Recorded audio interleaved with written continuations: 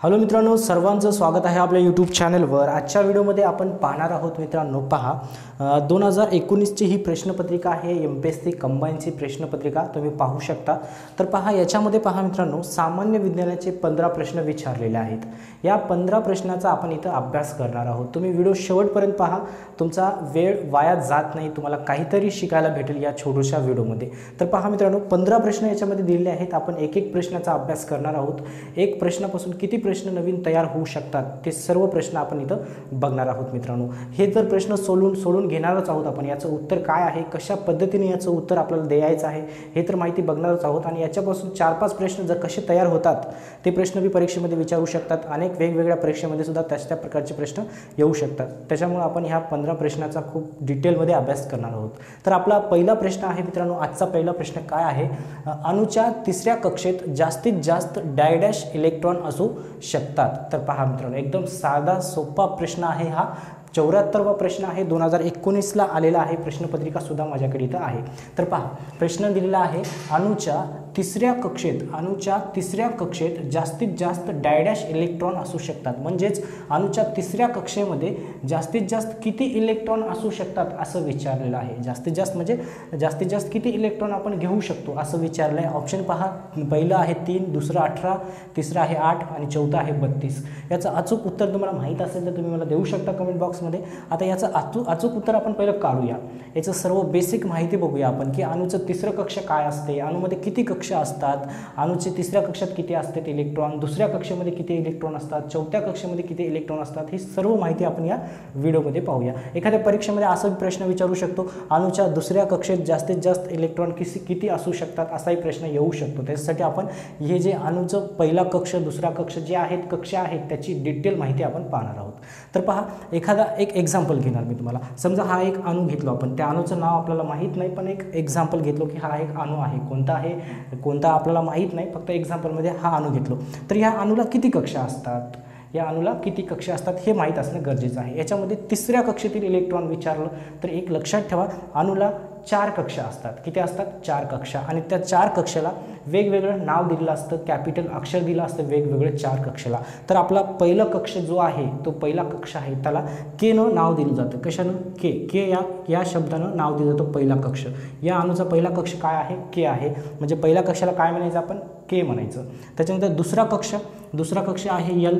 दुसऱ्या कक्षाला काय नाव दिलं जातं? यल नाव दिलं जातं। दुसऱ्या कक्षाला यल नाव दिलं जातं। एकूण अणूमध्ये किती कक्षा असतात म्हणलं मी तुम्हाला? 4 असतात म्हणलो। पहिल्या कक्षाचं नाव आहे के, दुसऱ्या कक्षाचं नाव आहे यल आणि तिसऱ्या कक्षाचं नाव आहे यम। तिसऱ्या कक्षाचं नाव काय आहे? यम हे नाव आहे। आणि चौथ्या कक्षाचं नाव आहे यन।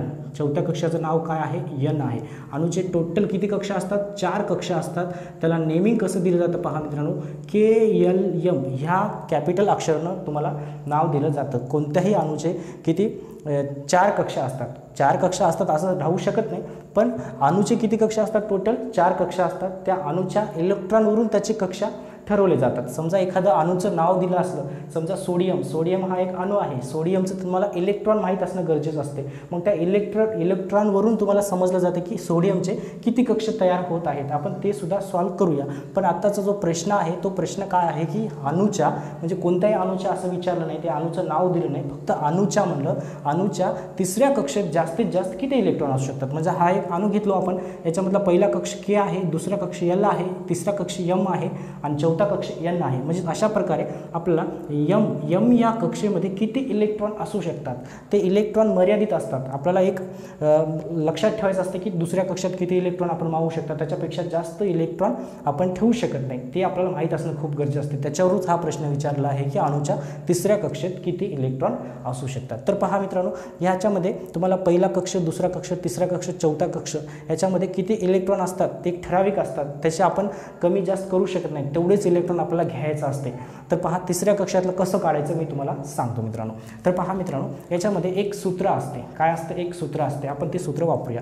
सूत्र आहे मित्रांनो पहा, 2n² हा सूत्र आहे। या सूत्रावरून आपल्याला काय करायचं असते, कोणत्याही अणूच्या कक्षेतील इलेक्ट्रॉनची संख्या आपण काढू शकता। आता याच्यामध्ये जो n आहे, n म्हणजे काय असते? कक्षेचा क्रमांक असतो। n म्हणजे काय असतो? कक्षेचा क्रमांक।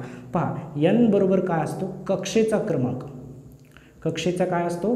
क्रमांक। कक्षेचा क्रमांक काय असतो n, म्हणजे पहिली कक्षा, दुसरी कक्षा, तिसरी कक्षा, चौथी कक्षा.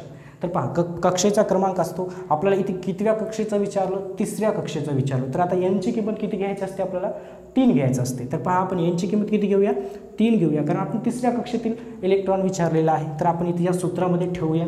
पहा 2 ला 2 जसंच्या तसं ठेवणार मी. हे 2 आणि n दोन चिटकून आहेत म्हणजे काय आहेत ते गुणाकारच्या संबंधमध्ये आहेत. आपण गुणाकार लिहू. यांची किंमत किती घ्यायची आपल्याला, 3 घ्यायचं आहे. आता यांच्यावर वर्ग आहे म्हणजे 3चा सुद्धा वर्ग करायचा आपल्याला. 3चा वर्ग केलो आपण. जर याला सोडून घेतलं तर हे 2 जसंच्या तसं, 3चा वर्ग किती येतो, 9 येतो. मग यांच्या दोघांचा जर गुणाकार केलं तर 2 9 किती होते, 18 होते मित्रांनो. म्हणजेच कक्षा अणूच्या तिसऱ्या कक्षेमध्ये किती इलेक्ट्रॉन असतात, 18 असतात. याचं उत्तर आहे ऑप्शन नंबर 2, 18 इलेक्ट्रॉन अणूच्या तिसऱ्या कक्षेत घ्यायचं असतात. 18पेक्षा जास्त इलेक्ट्रॉन आपल्याला याच्यामध्ये ठेवू शकत नाही आपण. 18पेक्षा कमी इलेक्ट्रॉनसुद्धा याच्यामध्ये तिसऱ्या कक्षेत आपण ठेवू शकत नाही. आपल्याला फक्त 18च इलेक्ट्रॉन त्याच्यामध्ये ठेवलं पाहिजे. तर पहा हे तिसऱ्या कक्षेतलं झालं. जर तुम्हाला दुसऱ्या कक्षेत किती असतील इलेक्ट्रॉन मिळाले, तुम्ही काय करता, तोच सूत्र वापरता. सूत्र काय आहे, 2n चा वर्ग. मग दुसऱ्या कक्षेत म्हणलं आपण यांची किंमत किती घेता बघा. n म्हणजे काय, कक्षेचा क्रमांक. कितव्या कक्षातला आपण, दुसऱ्या कक्षातलं. मग यांची किंमत किती घ्यायची, 2 घ्यायची. तर पहा कसं काढतो आपण, 2 ला 2 तसंच ठेवतो. n म्हणजे 2 आहे, n चा वर्ग म्हणजे 2 चा वर्ग. तर पहा हे 2 ला 2, 2 चा वर्ग किती, 4. म्हणजेच दुसऱ्या कक्षेत किती झालं, 8. दुसऱ्या कक्षेमध्ये किती इलेक्ट्रॉन असतात, 8 असतात. पहा मित्रांनो, हे दुसऱ्या कक्षेमध्ये 8 इलेक्ट्रॉन असतात. तिसऱ्या कक्षेमध्ये आपण आत्ताच काढलो किती, 18 इलेक्ट्रॉन असतात. पहिल्या कक्षेमधलं सुद्धा आपण काढू शकता. हे दुसऱ्या कक्षातलं झालं मित्रांनो. हे काय झालं, दुसऱ्या कक्षातलं.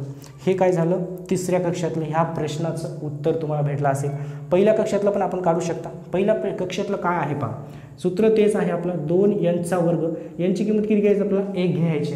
तर पहा 2 गुणिले 1, 1 चा वर्ग म्हणजे 2 गुणिले 1 चा वर्ग 1, म्हणजेच काय होते 2. म्हणजेच पहिल्या कक्षेमध्ये किती इलेक्ट्रॉन घ्यायचे आहेत आपल्याला, पहिल्या कक्षेमध्ये आपल्याला घ्यायचे आहेत फक्त 2 इलेक्ट्रॉन घ्यायचे आहेत. तर आता अशा पद्धतीने तुम्हाला चौथ्या कक्षेमध्ये किती इलेक्ट्रॉन आहेत ते तुम्हाला काढून दाखवायचं आहे. चौथ्या कक्षेमध्ये किती इलेक्ट्रॉन आहेत ते सुद्धा आपल्याला माहीत असणं गरजेचं आहे. तर पहा सूत्र काय आपल्यापाशी, 2n चा वर्ग. कितव्या कक्षेतला आपण घेऊन चौथ्या, म्हणजे यांची किंमत किती घ्यायची, 4 घ्यायची. तर पहा मित्रांनो, 2 गुणिले n म्हणजे काय, 4. 4चा वर्ग केलो आपण.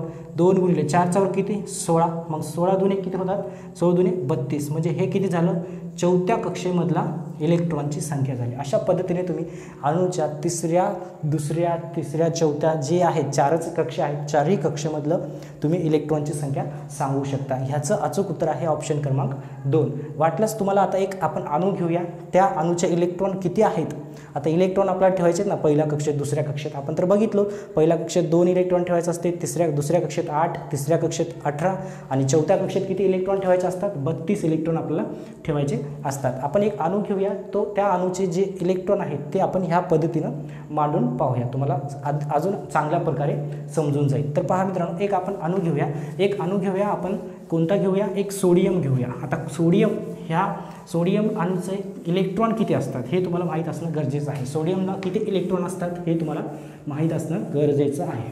तर पहा मित्रांनो, सोडियमला इलेक्ट्रॉन असतात 11. सोडियमला किती असतात, इलेक्ट्रॉन 11 असतात मित्रांनो. हे आपण सोडियम घेतलो, सोडियमला किती इलेक्ट्रॉन असतात, 11 इलेक्ट्रॉन असतात. ते काय आहेत, इलेक्ट्रॉन आहेत. आपण इथं एक सोडियम हा अणू घेतलो, आपण मी शॉर्टमध्ये लिहिलो SO, सोडियम घेतलो. मग सोडियमची पहिली कक्षा असते, समजा हे K, त्याच्यानंतर हे K कक्षा आहे. या K कक्षामध्ये आपल्याला किती इलेक्ट्रॉन ठेवावं लागेल, त्याच्यानंतर K नंतर L, याच्यामध्ये किती इलेक्ट्रॉन ठेवायचे आहेत आपल्याला.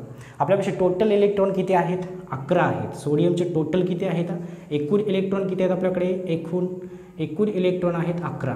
तर आपल्याला पहिल्या कक्षेमध्ये काय आहे, मर्यादा काय आहे पहिल्या कक्षेची, फक्त 2 इलेक्ट्रॉन ठेवू शकता. तर पहा हे पण लक्षात ठेवा, पहिल्या कक्षेत किती इलेक्ट्रॉन ठेवायचे असतात, 2. दुसऱ्या कक्षेमध्ये किती असतात, 8. दुसऱ्या कक्षामध्ये किती असतात, 8 असतात. तिसऱ्या कक्षामध्ये किती असतात, 18 असतात. आणि चौथ्या कक्षामध्ये किती असतात, 32 असतात. आपण आत्ताच काढून बघितलो, किती बघितलो, चौथ्या कक्षामध्ये 32 इलेक्ट्रॉन असतात. हे आपण आत्ताच बघितलेलं आहे.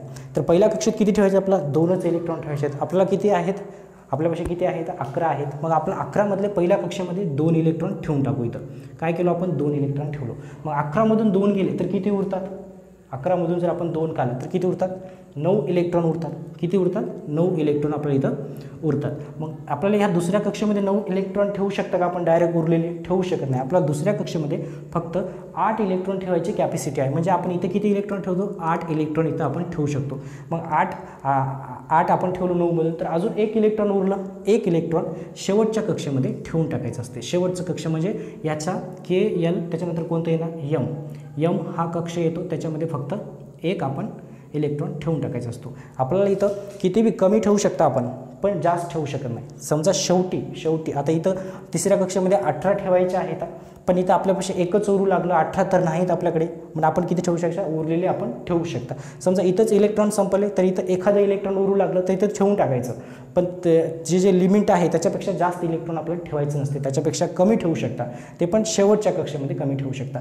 अशा पद्धतीने तुम्ही कोणत्याही अणूचा इलेक्ट्रॉनिक जो संख्या आहे, क्रमांक आहे, पहिल्या कक्षातला, दुसऱ्या कक्षातला, तिसऱ्या कक्षातला, तुम्ही कोणत्याही पद्धतीचा काढू शकता. तर आता पहा मित्रांनो, याच्यामध्ये अजून एक प्रश्न आपण तयार करूया.